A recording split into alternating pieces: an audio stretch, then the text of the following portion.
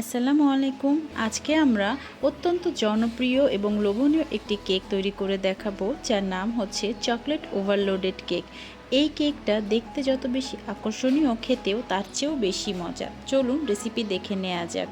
1 pound কেকের জন্য আমি নিয়ে নিয়েছি হাফ কাপের একটু কম পরিমাণ চিনি, 1 চিমটি লবণ, হাফ কাপ পরিমাণ ময়দা, 1 টেবিল চামচ কর্নফ্লাওয়ার, হাফ চা চামচ বেকিং পাউডার, হাফ চা চামচ চকলেট ইমালশন এবং 1 টেবিল চামচ সয়াবিন তেল। আপনারা যদি অথেন্টিক চকলেট কেকের স্বাদটা পেতে চান, তাহলে অবশ্যই আপনাদেরকে চকলেট ইমালশন ইউজ করতে হবে। চকলেট এসেন্স ইউজ করা যায়, কিন্তু চকলেট ইমালশন ইউজ করলে আপনারা একদম বাহিরের বেকারির মতো টেস্ট পাবেন। এখন আমি বিটারের স্পিড 1-এ রেখে খুব ভালোভাবে ডিমের সাদা অংশকে বিট করে নিব। ডিমের এই সাদা অংশে যখন এমন ফেনা ফেনার মতো হয়ে যাবে, তারপরে আমরা বিটারের স্পিডটাকে 1 থেকে 3-এ নিয়ে যাব, অর্থাৎ একদম মিডিয়াম স্পিডে আমরা এটাকে বিট করতে থাকবো। এর মাঝে অবশ্যই মনে রাখবেন, বিটার নিয়ে কখনো একটানা কাজ করবেন না। আপনাকে অবশ্যই বিটারকে কিছুক্ষণ রেস্ট দিতে হবে, এতে করে বিটার অনেকদিন পর্যন্ত ভালো থাকে।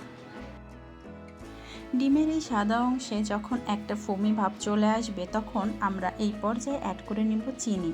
চিনি আমরা অবশ্যই 2-3 বারে অ্যাড করব। একবারে চিনি অ্যাড করে বিট করা যাবে না, সেক্ষেত্রে চিনি পানি ছাড়তে পারে এবং ডিমের ফোমটা নষ্ট হয়ে যেতে পারে। যদি ডিমের ফোম একবার নষ্ট হয়ে যায়, তাহলে আমরা এখান থেকে কখনো স্পঞ্জ কেক বানাতে পারবো না। এই জন্য এই প্রসেসটা খুব সাবধানে ফলো করবেন। বিট করতে করতে যখন আপনারা দেখবেন যে এর মাঝে একদম চিনি কিচকিচ করছে না, তখন বুঝে নেবেন যে আপনাদের চিনি ডিমের ফোমের সাথে খুব সুন্দরভাবে মিক্স হয়ে গিয়েছে। তারপর আমরা এর মাঝে দিয়ে দিব 1 টেবিল চামচ পরিমাণ সয়াবিন তেল ও 2টো ডিমের কুসুম। আমি এখানে সবগুলো একসাথেই রেখেছিলাম, আপনারা চাইলে আলাদা করেও দিতে পারেন। যখন ডিমের কুসুম এবং সয়াবিন তেল খুব ভালোভাবে ব্যাটারের সাথে মিক্স হয়ে যাবে, সেই পর্যায়ে আমরা এখানে অ্যাড করে নিব হাফ চা চামচ পরিমাণ চকলেট ইমালশন। এবং এই চকলেট ইমালশন দেওয়ার পরও আমরা কিছুক্ষণ আবার বিট করে নিব। এই ক্ষেত্রে আমরা অনেকক্ষণ পর্যন্ত বিট করব না, সেক্ষেত্রে আমাদের ফোমটা নষ্ট হয়ে যাওয়ার পসিবিলিটি থাকবে। কয়েক সেকেন্ড বিট করে নেওয়ার পরে আমরা বিটারটাকে থামিয়ে দিব এবং আমাদের শুকনো উপকরণ এর মাঝে চেলে নিব। শুকনো উপকরণের মাঝে আমি এখানে নিয়েছি হাফ কাপ পরিমাণ ময়দা, 1 টেবিল চামচ কর্নফ্লাওয়ার এবং 1 চা চামচ পরিমাণ কোকো পাউডার। আমি হাফ কাপ ময়দা থেকে 1 টেবিল চামচ পরিমাণ ময়দা সরিয়ে এখানে 1 টেবিল চামচ পরিমাণ কর্নফ্লাওয়ার অ্যাড করেছি। অনেকেই জানতে চান যে কর্নফ্লাওয়ার দিলে কি হয়, বেকিং পাউডার দিলেই তো কেকটা সফট হয়ে যাচ্ছে, বা ডিমের ফোম দিয়েই তো কেকটা সফট হচ্ছে, তাহলে এখানে কর্নফ্লাওয়ার দেওয়ার কি দরকার? আসলে কর্নফ্লাওয়ার দেওয়ার দরকার আছে। কর্নফ্লাওয়ার ময়দার গ্লুটেনের পরিমাণ অনেকটা কমিয়ে দেয়, যার ফলে টেক্সচারটা আরও অনেক বেশি টেন্ডার হয়। স্পঞ্জ কেক বা শিফন কেকে এই কর্নফ্লাওয়ারের এই প্রসেসটা সব সময় ইউজ হয়ে থাকে। আপনি কর্নফ্লাওয়ার যদি ইউজ করেন, তাহলে আপনার কেক নর্মাল থেকে অনেক বেশি নরম হবে, কেক ফুলে ওঠার পরে সহজে চুপসে যাবে না। উপকরণগুলো আমি এখানে 3-4 বারে মিক্স করে নিয়েছি এবং খুব আলতো হাতে আমি এটাকে মিক্স করেছি। আপনারা ভিডিও দেখে হয়তো বা বুঝতে পেরেছেন। যাই হোক, আমাদের শুকনো উপকরণটা ডিমের এই ফোমের সাথে অত্যন্ত হালকা হাতে, অত্যন্ত আলতো হাতে, অত্যন্ত আস্তে আস্তে করতে হবে। অনেক সময় নিয়ে এই মিক্সিংটা আপনাদেরকে করতে হবে। যদি তাড়াহুড়ো করে মিক্স করতে যান আর যদি ডিমের ফোম নষ্ট হয়ে যায়, তাহলে কিন্তু আমাদের কেকটা কখনো স্পঞ্জি হবে না। 1 পাউন্ড কেকের জন্য আমি এখানে 5 ইঞ্চি সাইজের মোল্ড নিয়েছি। একটি প্যান আমি 10 মিনিটের জন্য প্রিহিট করে নিয়েছি এবং সেই প্রিহিটেড প্যানের মাঝে দিয়ে দিব আমাদের এই কেকের মোল্ডটি। আমার এখানে স্পঞ্জ কেক হতে সময় লেগেছে 20 মিনিটের মতো, আপনাদের সময় কম বেশি লাগতে পারে। চুলার আঁচ অবশ্যই লো মিডিয়াম হিটে রাখতে হবে। একদম লো হিটেও রাখা যাবে না, একদম হাই হিটেও রাখা যাবে না, অবশ্যই চুলার আঁচটা লো মিডিয়াম হিটে রাখতে হবে। কেকটি হওয়ার পরও আমরা 4-5 মিনিটের মতো চুলা অফ করে দিয়ে আমাদের প্যানের ভিতরে কেকের মোল্ডটি রেখে দিব এবং 4-5 মিনিট পরে বের করে নিব। আর যখন কেকটা সম্পূর্ণভাবে ঠান্ডা হয়ে যাবে, তারপর আমরা এটিকে ডিমোল্ড করে নিব। এখন আমি দেখিয়ে দিচ্ছি কেকটা কতটা পরিমাণ সফট হয়েছে। আপনারাও যদি এমন নরম তুলতুলে কেক বেক করতে চান, তাহলে অবশ্যই আপনাদেরকে আমার এই রেসিপিটা হুবহু ফলো করতে হবে। যদি আমার রেসিপিটা আপনারা হুবহু ফলো করেন, তাহলে অবশ্যই আপনার কেক স্পঞ্জি হতে বাধ্য হয়ে যাবে। অনেক সময় দেখা যায় কেক স্লাইসিং করতে গেলে কেক ঝুরঝুর করে পড়ে যায়, সেক্ষেত্রে করণীয় কি? এক্ষেত্রে করণীয় হচ্ছে আপনারা এই কেকটাকে সুন্দর করে কাভার করে ঘন্টাখানেকের জন্য ফ্রিজে রেখে দিবেন, তারপর ফ্রিজ থেকে বের করে ঠান্ডা কেকটাকে স্লাইস করবেন। সেক্ষেত্রে কেকের গুঁড়ি গুঁড়ি এভাবে পড়বে না। আর যদি আপনাদের হাতে একদম সময় না থাকে তাহলে আপনারা এভাবেই কাজ করতে পারেন, তাতে কোনো সমস্যা নেই। যেহেতু আমরা এখানে ক্রিম ইউজ করব সেহেতু এটা আমাদের কাভার হয়ে যাবে। 1 পাউন্ড কেকের জন্য আমি 3টা স্লাইস করে নিচ্ছি। আপনারা চাইলে স্লাইস বেশিও করতে পারেন বা 2টো স্লাইসও রাখতে পারেন। 2টো স্লাইস রাখলে আমাদের কেকের স্লাইসের পুরুত্বটা অনেক বেশি হবে, আর যদি আপনি 4-5টা স্লাইস করেন সেক্ষেত্রে আমাদের কেকের পুরুত্ব একটু পাতলা হয়ে যাবে এবং সেক্ষেত্রে ক্রিম অনেক বেশি লাগবে। দেখুন, হাতে নিয়ে ভাঁজ করলেও কিন্তু কেকটা একদম ভেঙে যাচ্ছে না, তার মানে বুঝতে হবে যে আমাদের এই কেকটা কতটা পরিমাণ পারফেক্ট হয়েছে। এখন আমরা চকলেট গানাশটা রেডি করে নিব। চকলেট গানাশের রেসিপিটা আরও সহজ। আমরা যতটুক ডার্ক চকলেট বা মিল্ক চকলেট নিব তার থেকে অর্ধেক পরিমাণ নিব লিকুইড হুইপড ক্রিম। আমরা এটিকে সরাসরি চুলার আঁচে মেল্ট না করে ডাবল বয়েলিং পদ্ধতিতে মেল্ট করে নিব। ডাবল বয়েলিং পদ্ধতির সিস্টেম হচ্ছে, একটি বাটিতে ফুটন্ত গরম পানি নিয়ে আমাদের চকলেটের বাটিটি তার উপরে বসিয়ে রাখবো এবং 4-5 মিনিটের জন্য ঢেকে দিব। 4-5 মিনিট পরে ঢাকনা উঠিয়ে আমরা এটিকে চামচের সাহায্যে খুব ভালোভাবে নেড়ে চেড়ে নিব। কিছুক্ষণ নাড়াচাড়ার পরে আমাদের এই মিশ্রণটি খুব সুন্দরভাবে মেল্ট হয়ে যাবে। আপনারা অবশ্যই যখন কেকের উপরে এই মিশ্রণটি দিবেন তখন আপনারা এই মিশ্রণটিকে অবশ্যই ছেঁকে নেবেন, তাহলে আমাদের এই মিরর গ্লেজটা খুব সুন্দর হবে, আমাদের এই চকলেট গানাশটা খুব স্মুথলি কেকের উপরে সেটেল হয়ে যাবে। আর যদি ছেঁকে না নেন তাহলে এর মাঝে গুঁড়ি গুঁড়ি থেকে যাবে। যেহেতু আমি এই কেকটা বাসায় বানিয়েছি এই জন্য আমি ছেঁকে নেইনি। আর আপনারা কেকের ফিনিশিং অবশ্যই দেখতে পারবেন যে ছেঁকে না নেওয়ার কারণে কেকের উপরে চকলেটের কিছু দানা রয়ে যায়। আপনারা যদি সেই দানা চান যে না থাকুক তাহলে অবশ্যই আপনাদেরকে জিনিসটা ছেঁকে নিতে হবে। এখন আমি তৈরি করব চকলেট হুইপড ক্রিম। এখানে আমি প্রায় হাফ কাপের মতো হুইপড ক্রিম নিয়েছি এবং কয়েক চামচের মতো দিয়ে দিব আমাদের মেল্ট করা চকলেট। মেল্ট করা চকলেট দেওয়ার পরে আমরা এটাকে খুব সুন্দর করে মিক্স করে নিব। আর নর্মাল ক্রিমের থেকে আমাদের এই চকলেট ক্রিমটা খেতে এত বেশি মজা, মাশাআল্লাহ। এখন আমরা কেকে ক্রিমটাকে অ্যাপ্লাই করে নেব। আমরা কেকের বোর্ডের উপরে এভাবে অল্প একটু ক্রিম দিয়ে দিব, এতে করে কেকটা নড়াচড়া করবে না, কেক বোর্ডের উপরে ফিক্সড হয়ে থাকবে। এখন আমি দিয়ে দিচ্ছি আমাদের ফার্স্ট স্লাইস। কেকের এই ফার্স্ট স্লাইসের উপরে আমরা এখন ইউজ করব মিল্ক সিরাপ। আমি সবসময় আমার কেকে মিল্ক সিরাপ ইউজ করে থাকি। পাউডার মিল্ক দিয়ে তৈরি করা এই মিল্ক সিরাপটা খেতে অনেক বেশি মজা হয়, এটা কেকের স্বাদ আরও অনেক গুণ বাড়িয়ে দেয়। তারপরে আমি খুব সুন্দর করে কেকের উপরে ক্রিমটা দিয়ে দিব এবং একটি প্যালেট নাইফের সাহায্যে এটিকে ভালোভাবে চতুর্দিকে ছড়িয়ে দিব। এই কাজটা আপনাদেরকে একটু আলতো হাতে করতে হবে, চেপে চেপে এই কাজ করা যাবে না বা অনেক বেশি ভর দেওয়া যাবে না, সেক্ষেত্রে আমাদের এই ক্রিমটা সহজে ছড়াবে না। এই প্রসেসটা আপনাকে হালকা হাতে করতে হবে। আপনারা হয়তো বা দেখে বুঝতে পারছেন আমি কিভাবে ক্রিমটা সম্পূর্ণভাবে অ্যাপ্লাই করে নিচ্ছি। চকলেট কেকের টেস্ট আরও অনেক বেশি বাড়িয়ে নেওয়ার জন্য এখানে ক্রিমের লেয়ার দেওয়ার পরে আমি এর উপরে দিয়ে দিব আমাদের চকলেট গানাশটা। চকলেট গানাশটা এভাবে দেওয়ার কারণে এই চকলেট কেকটা খেতে আরও অনেক বেশি চকলেটি লাগবে, অনেক মজা লাগবে। এটাও আমি কেকের চারপাশে খুব সুন্দর করে ছড়িয়ে নিচ্ছি এবং এরপরে আমাদের দিয়ে দিব সেকেন্ড লেয়ার। আমরা ফার্স্ট লেয়ারে যে প্রসেসটা ফলো করেছি সেকেন্ড লেয়ারেও আমরা সেম প্রসেসটা ফলো করব। কেক স্লাইস, মিল্ক সিরাপ, আমাদের চকলেট হুইপড ক্রিম এবং তার উপরে আমাদের চকলেট গানাশ, এইভাবে আমি সেকেন্ড লেয়ারটাও কাভার করে নেব। মিল্ক সিরাপ ইউজ করার কারণে আমাদের স্পঞ্জ কেক খেতে শুকনা লাগবে না, গলায় আটকাবে না এবং এটা অনেকক্ষণ পর্যন্ত নরম থাকবে। কেক ফ্রিজে রাখলেও শুকিয়ে যাবে না। মিল্ক সিরাপ তৈরির রেসিপি এখানে আমি যেটা নিয়েছি সেটি হচ্ছে, আমি 1 কাপ পরিমাণ কুসুম গরম দুধ নিয়েছি, 2 টেবিল চামচ নিয়েছি পাউডার মিল্ক এবং 1 টেবিল চামচ পরিমাণ নিয়েছি আমি চিনি। চিনি আপনারা স্বাদ অনুযায়ী কম বেশি করে নিতে পারেন, তবে মিল্ক সিরাপের ক্ষেত্রে চিনির এই পরিমাণটা রাখা একটু ইম্পর্টেন্ট, সেক্ষেত্রে আমাদের কেক আর এই দুধের মিশ্রণটা অনেক সুন্দর ব্লেন্ড হয়ে যায়। যখন আমার নর্মাল চকলেট কেকের অর্ডার আসে তখনও আমি ঠিক এভাবেই প্রত্যেকটা লেয়ারে চকলেট গানাশ ইউজ করে থাকি। এতে আমার কাছে কেক অনেক ভালো লাগে, অনেক টেস্টি লাগে, আর বাচ্চাদের তো এই চকলেট কেকটা অনেক বেশি পছন্দের হয়ে থাকে। এখন আমি দিয়ে দিচ্ছি থার্ড লেয়ার, অর্থাৎ সর্বশেষ লেয়ারটি দিয়ে দিচ্ছি। এই লেয়ারটি দেওয়ার পরে আমরা খুব সুন্দর করে ক্র্যাম কোট করে নেব। ক্রাম কোট হচ্ছে কেকের উপরে খুব পাতলা প্রথম লেয়ারের একটি ক্রিম। এক্ষেত্রে বেশি ক্রিম ইউজ করব না, আমরা অল্প একটু ক্রিম ইউজ করে এটিকে কভার করব। এতে কেকের ছোট ছোট ক্রাম্ব অর্থাৎ কেকের গুঁড়োগুলো ক্রিমের সাথে আটকে যায় এবং ফাইনালি আমরা যখন কেকটাকে ফ্রস্টিং করব তখন এই কেকের গুঁড়িগুলো আর দেখা যাবে না। এর ফলে ফাইনাল কোটিংটা অনেক স্মুথ, নিট এবং প্রফেশনাল লুক পায়। ক্রাম কোট করার পরে কেকটি কিছুক্ষণের জন্য ফ্রিজে রেখে তারপর ফাইনাল কোটিং করা হয়। কেককে ক্রাম কোট করার পরে আমি 15 থেকে 20 মিনিটের মতো এটিকে ফ্রিজে রেখে দেই। 15-20 মিনিট বা আধা ঘন্টা এটিকে ফ্রিজে রাখলে সুন্দর করে ক্রাম কোটটি সেট হয়ে যাবে, স্টেবল হয়ে যাবে এবং কেকের গুঁড়ি আর দেখা যাবে না। ফাইনাল লুকটা আরও অনেক বেশি সুন্দরভাবে সেট হয়ে যাবে।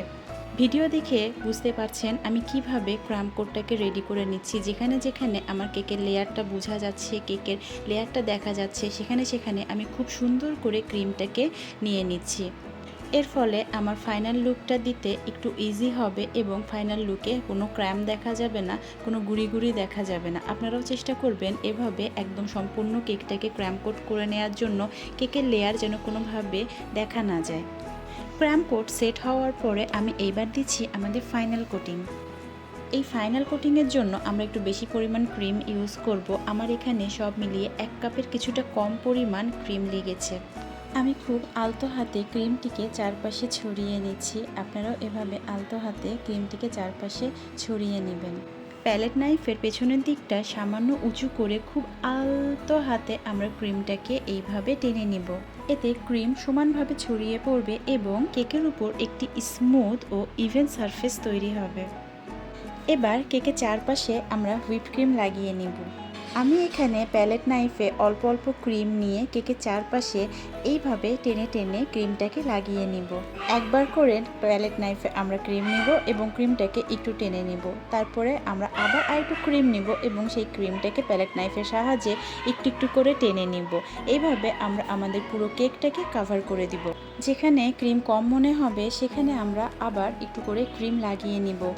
এইভাবে ধীরে ধীরে পুরো কেকের চারপাশে একটা ইভেন লেয়ার তৈরি হয়ে যাবে।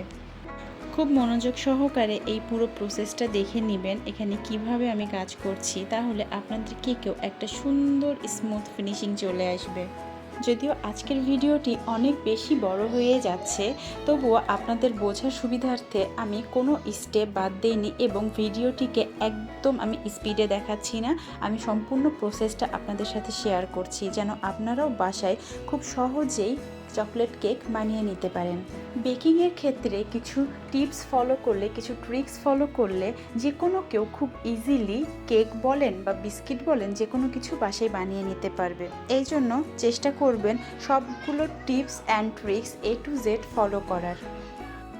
পুরো কেকে ক্রিম লাগানোর পরে আমি একটা স্ক্র্যাপারের সাহায্যে ফিনিশিং দিয়ে দিব। এক হাতে আমি টার্ন টেবিলটাকে ঘুরাবো এবং অপর হাতে আমি স্ক্র্যাপারটা নিয়ে কেকের চারপাশটা সমান করে দিব। এতে করে অতিরিক্ত ক্রিম উঠে যাবে এবং চারপাশে কোটিং সমান ও স্মুথ হবে। যেখানে প্রয়োজন সেখানে আবার একটু ক্রিম যোগ করে একইভাবে স্ক্র্যাপার দিয়ে সমান করে নেব। এভাবে কয়েকবার রিপিট করলে কেকের পাশে একটি সুন্দর স্মুথ ক্লিন একটি ফিনিশিং তৈরি হবে। এক হাতে টার্ন টেবিল ঘোরাবো এবং অপর হাতে স্ক্র্যাপারটা আলতো হাতে ধরে থাকবো। বেশি জোরে বা একদম সোজা করে আমরা স্ক্র্যাপারটাকে ধরবো না, সেক্ষেত্রে আমাদের কেকের ক্রিমের সাইডটা আরও চেপটে যাবে এবং কেকটা কখনো স্মুথ ফিনিশিং আসবে না। উপরটা আমরা প্যালেট নাইফের সাহায্যে সমান করে নিব। এই ক্ষেত্রে আমাদের প্যালেট নাইফের পিছনের সাইডটা হালকা একটু উঁচু থাকবে। সম্পূর্ণটা সমান করে আমরা কখনো কেকের ফিনিশিং টানতে পারবো না। ফাইনাল লুকে যেহেতু আমরা এখানে চকলেট গানাশ ইউজ করব, সেক্ষেত্রে আমাদের কেকের উপরটা সম্পূর্ণ সমান না হইলেও হবে। যতটুকু সমান করা প্রয়োজন আমি ততটুকু সমান করে নিচ্ছি এবং ফাইনালি আমরা এরপরে চকলেট গানাশ দিয়ে দিব। আপনারা এখানে কেকের সাইডে একটু গ্যাপ দেখতে পাচ্ছেন, এটা আমি চকলেট দিয়ে পরে কাভার করে নিব। আমি এখানে চকলেট গানাশটা একদম ছেঁকে নিচ্ছি না, সম্পূর্ণ গানাশটা আমি কেকের উপরে ঢেলে দিচ্ছি। ছেঁকে না নেওয়ার ফলে এর মাঝে চকলেটের কিছু দানা থেকে যায়, যেটা আপনারা ভিডিও দেখলে অবশ্যই বুঝতে পারবেন। যাই হোক, চকলেট গানাশটা দিয়ে দেওয়ার পরে এখন প্যালেট নাইফের সাহায্যে আমি আবারও চকলেট গানাশটাকে চতুর্দিক দিয়ে সমান করে লাগিয়ে নিব। এক্ষেত্রেও সেম, আমরা এক হাতে টার্ন টেবিল ঘোরাবো এবং অপর হাতে প্যালেট নাইফটাকে খুব হালকা করে ধরে চকলেট গানাশটাকে চতুর্দিকে ছড়িয়ে দিব। এই কাজটা করার সময় আমাদের যে চকলেটের বাটিতে আমরা চকলেটটাকে মেল্ট করে নিয়েছি, আপনারা ওই চকলেটের বাটিটা ডাবল বয়েলিংয়ের উপরেই রাখবেন। সেক্ষেত্রে চকলেট দ্রুত জমে যাবে না এবং আপনারা কেকের কাজটা খুব স্মুথলি করতে পারবেন। যদি ডাবল বয়েলিংয়ে না রেখে আপনারা চকলেটের এই কাজটি করতে যান, তাহলে আপনাদের চকলেটটি খুব দ্রুত জমাট বেঁধে যাবে এবং কাজ করতে একটু অসুবিধে হবে। যেখানে চকলেট গানাশ একটু কম মনে হবে, সেখানে আপনারা চামচ দিয়ে আবারও একটু চকলেট গানাশ নিয়ে নেবেন এবং প্যালেট নাইফের সাহায্যে সেটিকে আরও একটু স্মুথ লুক দিয়ে দিবেন। আপনারা যদি চকলেট গানাশটিকে ডাবল বয়েলিং পদ্ধতিতে না রাখতে চান, সেক্ষেত্রে চকলেট গানাশটা সমান করার উপায় কী? সেক্ষেত্রে আপনারা এখানে কুসুম গরম পানি ইউজ করতে পারেন। একটা গ্লাসের মধ্যে কুসুম গরম পানি রাখবেন এবং যখনই আপনারা এই চকলেট গানাশটাকে সেট করতে যাবেন, স্মুথ লেয়ারিং দিতে যাবেন, তখন আপনাদের প্যালেট নাইফটাকে কুসুম গরম পানির মাঝে হালকা একটু চুবিয়ে নিয়ে তারপর উপরে আবার টেনে দিবেন। এক্ষেত্রেও খুব সুন্দর একটা স্মুথ ফিনিশিং চলে আসবে। চারপাশে চকলেট গানাশ লাগানো হয়ে গেলে এবার চামচের সাহায্যে কেকের কর্নার থেকে এভাবে ধীরে ধীরে চকলেট ড্রিপিং তৈরি করে নিব। পুরো কেকের চারপাশে চকলেট ড্রিপিংটা এইভাবে ড্রিপ করলে কেকটি আরও আকর্ষণীয় ও এলিগেন্ট দেখাবে। বাস, আমার পুরো কেকের ড্রিপিংটা হয়ে গিয়েছে এবং আমার কেকের মাঝখানে যেখানে ক্রিমের একটু গ্যাপ ছিল আপনারা দেখতে পাচ্ছেন, সেই ক্রিমের গ্যাপগুলো কিন্তু এই চকলেট গানাশ দিয়ে একদম সম্পূর্ণভাবে ঢেকে গিয়েছে। এখন আমি এক এক করে চকলেটগুলোকে সেট করে নিব। আপনারা দেখতে পাচ্ছেন আমি এখানে চকলেটগুলোকে কিভাবে সেট করছি। কেকের উপরে চকলেট সেট করে নেওয়ার জন্য আমরা প্রথমে একটি নাইফ দিয়ে কেকটাকে সামান্য একটু কেটে নিব বা ফুটো করে নিব, তারপরে আমাদের চকলেটগুলোকে ধীরে ধীরে সেট করে নিব। এখানে আমি একটি নাইফ দিয়ে কেকটা আগে একটু ফুটো করে নিয়েছি, তারপরে আমরা এর মাঝে ধীরে ধীরে চকলেটগুলোকে বসিয়ে দিব। আমি এখানে প্রায় সব মিলিয়ে 200 টাকার মতো চকলেট এবং বিস্কিট ইউজ করেছি। আপনারা চাইলে এই চকলেট ওভারলোডেড কেকে আরও অনেক বেশি চকলেটস অ্যাড করতে পারেন। এতে কেকটা দেখতে যত বেশি এলিগেন্ট দেখাবে, যত বেশি রিচ দেখাবে, তত বেশি এটা খেতে মজা লাগবে। আর ছোট বাচ্চাদের এই কেক এত বেশি পছন্দের। পার্সোনালি আমার ছোট বেবির এই কেকটা অনেক বেশি পছন্দ।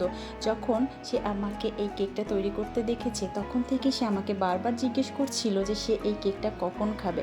অ্যান্ড ট্রাস্ট মি, এই কেকটা এত বেশি চকোলেটি, এত বেশি ইয়াম্মি, আপনারা বাসায় ট্রাই না করলে এটা বুঝতেই পারবেন না। এই চকলেট ওভারলোড কেকের প্রত্যেকটি বাইটে পাবেন rich chocolate flavour, creamy texture এবং দারুণ একটি চকোলেটি এক্সপেরিয়েন্স। যারা চকলেট লাভার তাদের জন্য এই কেকটি একদম পারফেক্ট। ডেকোরেশন সম্পূর্ণ হয়ে গেলে কেকটিকে আমরা ঘন্টাখানেকের মতো ফ্রিজিং করে নিব, যাতে চকলেট গানাশ এবং হুইপড ক্রিম খুব ভালোভাবে সেট হয়ে যায়। এই বিভিন্ন ধরনের চকলেট আর বিস্কিটের কম্বিনেশন এই কেকটার লুক আরও অনেক বেশি প্রিমিয়াম করে দিয়েছে। আপনারা এখানে যে কোনো ধরনের চকলেট ইউজ করতে পারেন। আমি এখানে আমার বাবুর যেই চকলেট পছন্দ শুধুমাত্র সেই চকলেটগুলো ইউজ করেছি। আপনারা এখানে যে কোনো ধরনের চকলেট বিস্কিট ইউজ করতে পারেন, কিন্তু অবশ্যই চকলেট বিস্কিট ইউজ করবেন, কারণ নর্মাল বিস্কিট এই ওভারলোড কেকের ক্ষেত্রে একদম মানানসই নয় এবং দেখতেও ততটা ভালো লাগবে না। আমি এখানে শেরো চকলেট বিস্কিট ইউজ করেছি। আপনারা যে কোনো ব্র্যান্ডের চকলেট বিস্কিট ইউজ করতে পারেন। ফিঙ্গার চকলেটগুলো দিয়ে দেওয়া হয়ে গেলে আমি এখানে অনেকগুলো চকলেট বলস ইউজ করব। এগুলো অ্যাড করার কারণে আমাদের এই চকলেট ওভারলোড কেকটি আরও অনেক বেশি এলিগেন্ট দেখাবে। ছোট ছোট এই ডেকোরেশনগুলো কেকের সৌন্দর্য অনেক গুণ পর্যন্ত বাড়িয়ে দেয় এবং কেকটিকে আরও অনেক বেশি আকর্ষণীয় করে তোলে। যারা বিগিনার্স আছেন তারা অবশ্যই কেকের ফাইনাল লুক নিয়ে, কেকের ফিনিশিং নিয়ে একদম টেনশন করবেন না। এবং আমি যেহেতু এখানে কোনো প্রকার নজেল ইউজ করছি না, কোনো প্রকার পাইপিং ব্যাগ ইউজ করছি না, সেক্ষেত্রে এই কেকটি আপনাদের জন্য অবশ্যই বিগিনার ফ্রেন্ডলি হতে পারে। আমার চকলেট ওভারলোডেড কেক সম্পূর্ণ রেডি। এই চকলেট ওভারলোডেড কেক আপনার জন্মদিন, অ্যানিভার্সারি বা যে কোনো ওকেশনের জন্য হতে পারে দুর্দান্ত একটি চয়েস। আমার কেক সম্পূর্ণভাবে রেডি হয়ে গিয়েছে। আমি এখন আমার এই চকলেট ওভারলোডেড কেকটি আপনাদেরকে দেখিয়ে দিচ্ছি। ভিডিওটি ভালো লাগলে অবশ্যই লাইক, কমেন্ট এবং শেয়ার করবেন। নতুন নতুন রেসিপি, কেক ডেকোরেশন এবং বিভিন্ন ধরনের বেকিং টিপস পেতে আমার চ্যানেলটিকে অবশ্যই সাবস্ক্রাইব করবেন, লাইক কমেন্ট করে পাশে থাকবেন। ধন্যবাদ।